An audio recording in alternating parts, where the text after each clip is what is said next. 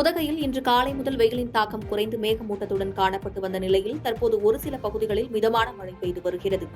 நீலகிரி மாவட்டம் உதகை மற்றும் அதன் சுற்றுவட்டார பகுதிகளில் கடந்த சில நாட்களாக மழை பெய்து வந்த நிலையில் சில நாட்களாக வெப்பம் அதிகரித்து காணப்பட்டது. இந்நிலையில் இன்று காலை முதல் வெயிலின் தாக்கம் குறைந்து மேகமூட்டத்துடன் கூடிய இதமான காலநிலை நிலவி வந்தது. இதனைத் தொடர்ந்து உதகை மற்றும் அதன் சுற்றுவட்டார பகுதிகளில் மிதமான மழை முதல் கனமழை வரை பெய்து வருகிறது.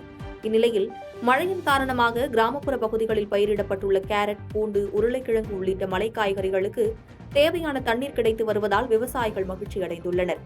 மழையின் காரணமாக உதகை அரசு தாவரவியல் பூங்காவில் வருகை தந்திருந்த சுற்றுலா பயணிகள் குடைகளை பிடித்தவாறு பூங்காவை ரசித்தனர். இந்நிலையில் கடும் குளிருடன் கூடிய இதமான காலநிலை நிலவி வருவதால் சுற்றுலா பயணிகள் மற்றும் பொதுமக்கள் மகிழ்ச்சியடைந்துள்ளனர்.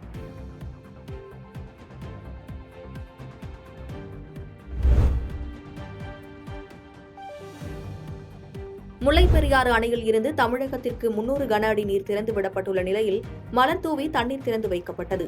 தேனி மாவட்டம் கம்பம் பள்ளத்தாக்கு பகுதியில் இருபோக ஆயக்கட்டு பகுதிகளில் இன்று முதல் விவசாயத்திற்காக 200 கன அடி நீரும், தேனி மாவட்ட மக்களின் குடிநீருக்காக 100 கன அடி நீரும் என 300 கன அடி நீர் தமிழகத்திற்கு திறந்துவிடப்படுகிறது.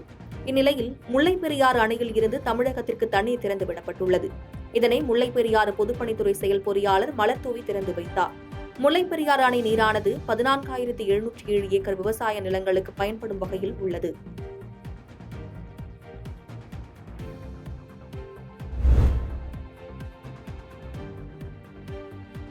வடிகால் வாய்க்காலை தூர்வாருகிறோம் என்ற பெயரில் சாலையோரத்தில் இருந்த மரங்களை நகராட்சி நிர்வாகம் முறித்து போட்டதால் புதிதாக மரங்களை நட வேண்டும் என பொதுமக்கள் கோரிக்கை வைத்துள்ளனர். கடலூர் மாவட்டம் விருத்தாச்சலம் நகரத்தின் கடைவீதி பகுதியில் கழிவுநீர் செல்ல முடியாமல் சாலையில் தேங்கி நின்றதால் வணிகர்கள் போராட்டத்தில் ஈடுபட்டுள்ளனர். அதனைத் தொடர்ந்து நகராட்சி நிர்வாகம் இரவு நேரங்களில் சாலையின் ஓரம் செல்லக்கூடிய வடிகால் வாய்க்கால்களை ஜேசிபி இயந்திரத்தின் உதவி கொண்டு தூர்வாரும் பணியில் ஈடுபட்டனர். அப்போது நெடுஞ்சாலைத்துறை மூலமாக சாலை ஓரத்தில் நிழலுக்காக வைக்கப்பட்டிருந்த புங்கை மரங்களை நகராட்சி நிர்வாகம் அடியோடு முறித்து போட்டதால் பொதுமக்கள் மற்றும் வணிகர்கள் முறிந்த மரங்களுக்கு பதிலாக புதிதாக மரங்களை நட வேண்டும் என கோரிக்கை வைத்துள்ளனர்.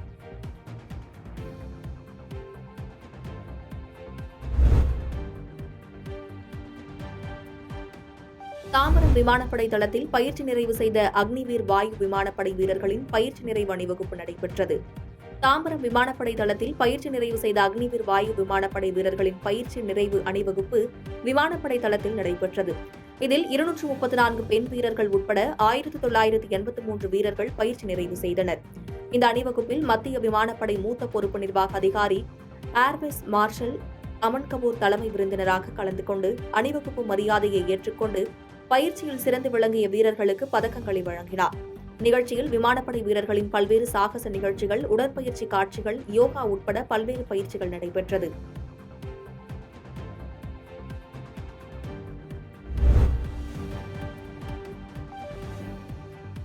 மொழிப்போர் தியாகி மார்ஷல் நேசமணியின் 56வது நினைவு தினத்தை முன்னிட்டு கன்னியாகுமரி மாவட்டம் நாகர்கோவிலில் மணிமண்டபத்தில் அமைந்துள்ள அவரது திருவுருவ சிலைக்கு அரசின் சார்பில் மரியாதை செலுத்தப்பட்டது.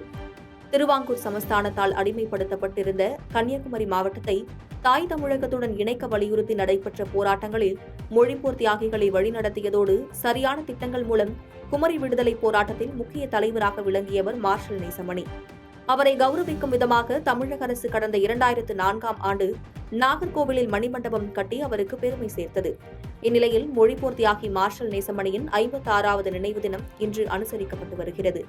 அதன்படி தமிழக அரசு சார்பில் மாவட்ட ஆட்சியர் ஸ்ரீதர் கன்னியாகுமரி மாவட்டம் நாகர்கோவிலில் அமைந்துள்ள மார்ஷல் நேசமணியின் மணிமண்டபத்தில் மாலை அணிவித்து மரியாதை செலுத்தினார்.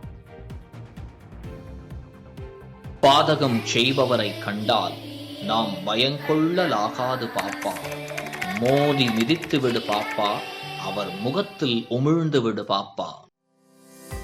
அண்மை செய்திகளை உடனுக்குடன் தெரிந்து கொள்ள இணைந்திருங்கள் இயம்நாடு தொலைக்காட்சியுடன்.